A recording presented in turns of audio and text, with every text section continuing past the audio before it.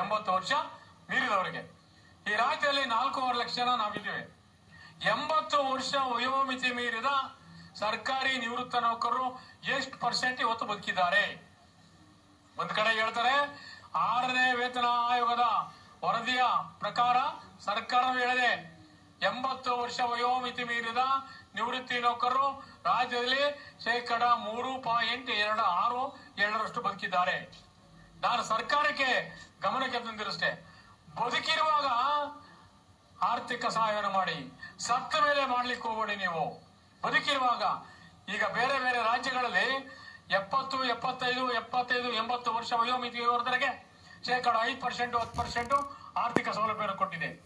ಅದೇ ಮಾದರಿಯಲ್ಲಿ ಕರ್ನಾಟಕ ರಾಜ್ಯ ಸರ್ಕಾರಿ ನಿವೃತ್ತ ನೌಕರಿಗೂ 70, 75, 80 ವರ್ಷ ವಯೋಮಿತಿ ಮೀರಿದವರಿಗೆ 10 ಮತ್ತು 15% ಪಿಂಚಣಿ ಸೌಲಭ್ಯನ ಕೊಡಬೇಕು ಅಂತ ನಾವು ವೇತನ ಆಯೋಗದ ಮುಂದೆ ಚರ್ಚೆನ ಮಾಡಿದ್ವಿ. ಇವತ್ತು ಸರ್ಕಾರ ವೇತನ ಆಯೋಗ ಸರ್ಕಾರಕ್ಕೆ ಶಿಫಾರಸನ್ನು ಮಾಡಿದೆ. 10% ಆರ್ಥಿಕ ಸೌಲಭ್ಯನ 70 ರಿಂದ 80 ವಯೋಮಿತಿ ವೇಳೆಗೆ ಯಾರು ಸರ್ಕಾರಿ ನಿವೃತ್ತಿ ಕರೆದ್ರೆ ಅವ್ರಿಗೆ ಕೊಡಬೇಕು ಅಂತ ರೆಕಮೆಂಡೇಶನ್ ಕೂಡ ಮಾಡಿದೆ. ಸರ್ಕಾರದ ಮಟ್ಟದಲ್ಲಿ ಚರ್ಚೆಯನ್ನು ಕೂಡ ನಡೀತಾ ಇದೆ. ಸೊ ಇಂಥವು ಮೂಲಭೂತ ಸೌಕರ್ಯಗಳು ನಮಗೆ ಏನ್ ಬೇಕೋ ಅವು ಸರ್ಕಾರದ ಮಟ್ಟದಲ್ಲಿ ಚರ್ಚೆಗಳು ಆಗ್ತವೆ.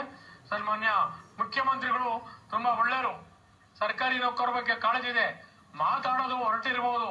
ಅವರ ಆತ್ಮದಲ್ಲಿ ಇವತ್ತು ಕೂಡ ಹೋದ್ರೆ ಬರ್ರಿ ಷಡಕ್ಷರವರೇ, ಬನ್ರಿ ಭೈರಪ್ಪನವರೇ, ಏನ್ ಸಮಸ್ಯೆ ಅಂತ ಕೇಳ್ತಕ್ಕಂತ ಧೀಮಂತ ನಾಯಕ ಸನ್ಮಾನ್ಯ ಸಿದ್ದರಾಮಯ್ಯನವರು. ಆದ್ರಿಂದ ಅವರು ನಮ್ಮ ಸಮಸ್ಯೆಗಳಿಗೆ ಸ್ಪಂದಿಸ್ತಾರೆ. ನಮ್ಮ ಷಡಕ್ಷರ ಹೇಳಿದಾಗೆ ನಾನು ಒಂದು ಡೇಟ್ ಅನ್ನ ಕೇಳ್ತಾ ಇದ್ದೀನಿ ಅವ್ರ ಹತ್ರ. ಸೊ ಇಲ್ಲಿ ನೋಡ್ತಾ ಇರುವಂಥದ್ದು ಕರ್ನಾಟಕ ರಾಜ್ಯದ ಸರ್ಕಾರಿ ನೌಕರ ಸಂಘದ ಅಧ್ಯಕ್ಷರಾಗಿರುವಂಥ ಎಲ್ ಭೈರಪ್ಪನವರು, ಬೇಸಿಕಲಿ ರಿಟೈರ್ಡ್ ನೌಕರ ಒಂದು ಅಧ್ಯಕ್ಷರಿದ್ದಾರೆ.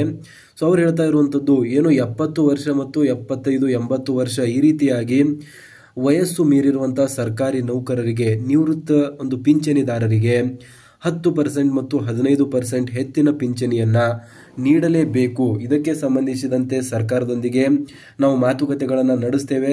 ಆಲ್ರೆಡಿ 7ನೇ ವೇತನ ಆಯೋಗದೊಂದಿಗೆ ನಾವು ಈ ಒಂದು ಡಿಸ್ಕಷನ್ಸ್ಗಳನ್ನು ಮಾಡಿದ್ದೇವೆ ಮತ್ತು ಅವರು ಈ ರೀತಿಯಾದಂತಹ ಒಂದು ಸೌಲಭ್ಯಗಳನ್ನು ನೀಡೋದಕ್ಕೆ ಅವರ ಒಂದು ಅಂತಿಮ ವರದಿಯಲ್ಲಿ ಸರ್ಕಾರಕ್ಕೆ ಅಧಿಕೃತವಾಗಿರುವಂತಹ ಒಂದು ವರದಿಯನ್ನು ಕೂಡ ಸಲ್ಲಿಸಿದ್ದಾರೆ. ಅದರಲ್ಲಿಯೂ ಕೂಡ ಇದರ ಒಂದು ಉಲ್ಲೇಖವನ್ನು ಮಾಡಿರುವಂಥದ್ದು ನೀವು ನೋಡಿದ್ದೀರಾ ಆಲ್ರೆಡಿ.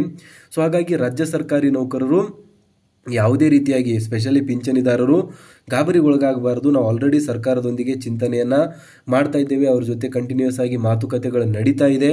70 ವರ್ಷ ದಾಟಿರುವಂಥ ಸರ್ಕಾರಿ ನೌಕರಿಗೆ ಖಂಡಿತವಾಗೂ ಕೂಡ ಹೆಚ್ಚಿನ ಒಂದು 10% ಆರ್ಥಿಕ ಸೌಲಭ್ಯವನ್ನು ನಾವು ಕೊಡಿಸ್ತೀವಿ.